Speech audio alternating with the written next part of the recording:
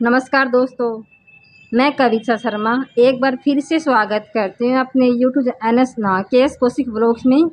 दोस्तों, आज का हमारा टॉपिक है कि यानी कि जब बूढ़े माता पिता वृद्धाश्रम जाते हैं तो कौन से बच्चे उसको छोड़ के आते हैं, क्यों छोड़ के आते हैं, इसका कारण क्या होता है, क्यों जो उनके माता पिता से अपने बच्चों से उनकी सेवा क्यों नहीं हो पाती। दोस्तों, हम इसका एक मेन कारण लेके आए हैं आप, लेकिन वीडियो को आप अंत तक देखो तभी आपको बातें समझ में आएंगी। दोस्तों, सबसे पहला कारण होता है कि एक एज होती है, यानी कि 30-40 यानी कि 30 से 40 साल एक एज होती है, 25-30, और उस एज में बच्चों की शादी कर देते हैं। तो शादी करने के बाद जो सास होती है, बच्चे के माता पिता होते हैं लड़के के, तो वो एक अधेड़ उम्र के होते हैं, यानी कि वो आधी उम्र के होते हैं। कोई 40 साल होता है, कोई 45, कोई 50, यानी कि इससे बड़े उम्र में नहीं होते हैं, क्योंकि उनके बच्चे अभी जवान है तो वो भी जवान ही समझते हैं अपने आप को।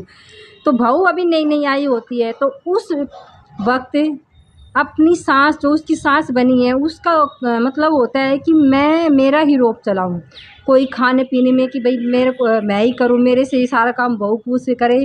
तो वो दोस्तों, आज का ज़माना वो नहीं रहा। लेकिन जब आप करते हो ना अपनी बहू के साथ में कि नहीं ये ऐसा क्यों करते, उस गाँव नहीं जाने देते, या कुछ और कार्य जो करना चाहती है वो अब उसको करने नहीं देते। इज्जत का रोब होता है कि यार पड़ोस में क्या कहेगी कि कल बहू आई थी और सास की बात मानती नहीं है, अपने मन की करती है।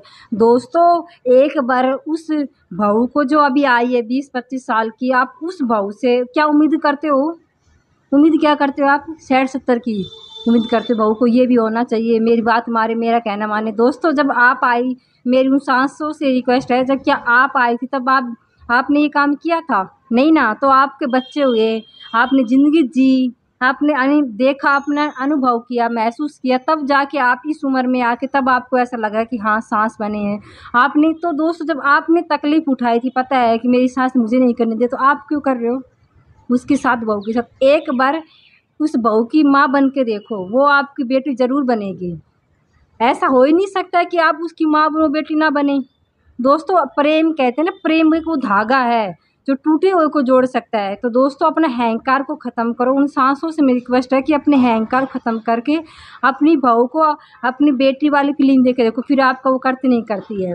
उसके बाद दोस्तों, ये होता है कि जब मान लो बच्चे हो जाते हैं, बहू के बच्चे भी हो गए, वो सास भी बूढ़ी हो रही है, तो उस वक्त बहू को वो सारी बातें याद आती है जब उसने जवानी के टाइम पे उन्हें नहीं बहू आई, उस बहू का दिल होगा कि मैं जॉब करूँ, मैं मेरे पति के साथ खेल लूँ ज़िंदगी में।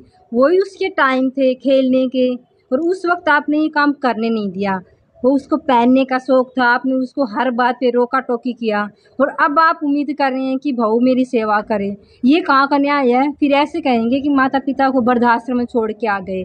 दोस्तों, बहू कभी गलत नहीं होती है, लेकिन जब बहू को मजबूर कर दिया जाता है गलत होने पे, तो बहू फिर गलत अपने आप हो जाती है। अगर उस टाइम आपने ऐसा बर्ताव ना किया होता अपनी बहू के साथ में, तो आज आपको ये दिन वृद्धाश्रम जाने की आवश्यकता पड़ती नहीं।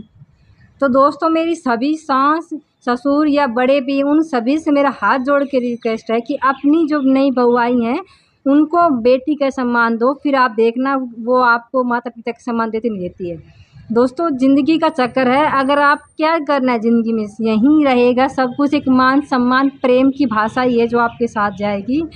तो दोस्तों, सभी मिलजुल कर रहें। 2-4 बातें अगर घर में हो भी जाती है तो इसमें कोई बड़ी बात नहीं होती है। 2 बात सास चुप हो जाए, 2 बात बहू चुप हो जाए, अपने आप निकल जाती हैं। तो उम्मीद करती हूँ मेरा वीडियो अच्छा लगा हो तो लाइक करना, शेयर करना। मिलते एक ऐसी एक अच्छी वीडियो के साथ। जय हिंद, जय भारत, वंदे मातरम।